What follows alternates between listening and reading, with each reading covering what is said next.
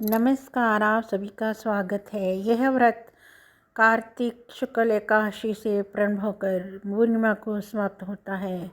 इसको पंचभीका भी कहते हैं।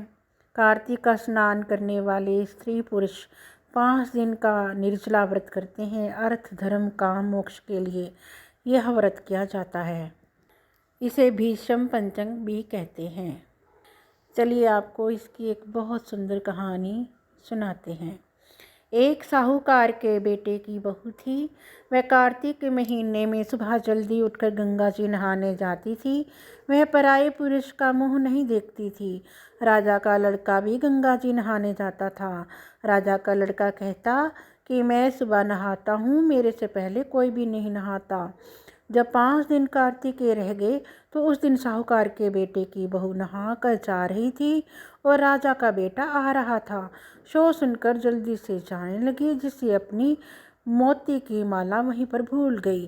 तब राजा के बेटे ने वह मोती की माला देखी तो देखकर कहा कि ये माला किसकी है, जो इतनी सुंदर है, तो पहनने वाली कितनी सुंदर होगी। बाद में सारी नगरी में ढिंढोरा पिटवा दिया कि जिसकी यह माला है वह मेरे पास आएगी, तब मैं उसकी यह माला दे दूंगा। और खुद वहाँ तोते का पिंजरा टांग कर बैठ गया। सुबह साहूकारनी की बहू आई तो पहली पैड़ी पर पाँव रखा तो बोली कि अगर मेरे में सत्य है और इसे नींद आ जाए, और भगवान ने उसका सत्य रख दिया और उसे नींद आ गई और वह नहा कर चली गई। राजा का बेटा उठकर बैठ गया और तोते से पूछा कि क्या वह आई थी। तोते ने कहा आई थी, तो वह कैसी है।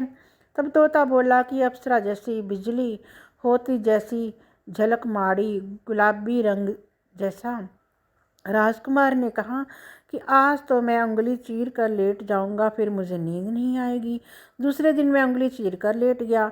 तब वह आई तो भगवान से प्रार्थना करने लगी, तो इतना कहते ही राजकुमार को नींद आ गई और वह नहाकर चली गई। तब उसने उठकर तोते से पूछा कि उसकी कई सारी बातें बता दी। तब राजकुमार बोला मैं आंखों में मिर्च डालकर बैलूंगा, और रात को मिर्च डालकर बैठ गया। और वह आई और प्रार्थना करी, जिससे राजकुमार को नींद आ गई और वो नहाकर चली गई। तब राजकुमार ने तोते से पूछा कि आई थी, तो उसने कहा आई थी। फिर उसने कहा आज तो बिना बिस्तरे के बैलूंगा, और वह रात को बिना बिस्तरे के बैठ गया। तब मैं नहाने आई तो फिर भगवान से वही बात कही, तो राजकुमार को नींद आ गई। जब वह नहा कर जाने लगी तो आंखें बंद करके चली गई। राजकुमार ने उठकर देखा तो वह नहाकर चली गई। तो वह बोली कि आज तो मैं आग की अंगीठी रख बैलूंगा, जिससे नींद नहीं आएगी, और वह अंगीठी रखकर बैठ गया। साहूकार की बहू आई तो भगवान से कहा कि 4 रात तो निकाल दी, परंतु आज की रात और निकाल दो। भगवान ने उसका सत्य रख दिया और उसे नींद आ गई। जब वह नहाकर जाने लगी तो वह तोते से बोली कि पापी हत्यारे से कह दियो कि तेरी 5 रात पूरी हो गई है, इसलिए मेरी मोतियों की माला मेरे घर भेज देना।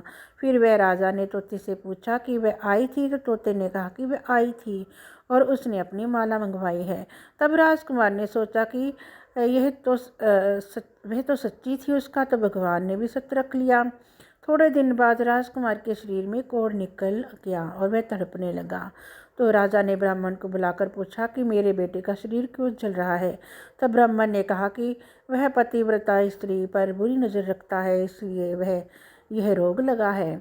तब राजा ने पूछा कि अब कैसे ठीक होगा। तब ब्राह्मण ने कहा कि उस साहूकार की बहू को धर्म की बहन बना ले और उसके नहाए हुए जल से नहाए तो उसका कोढ़ ठीक हो जाएगा।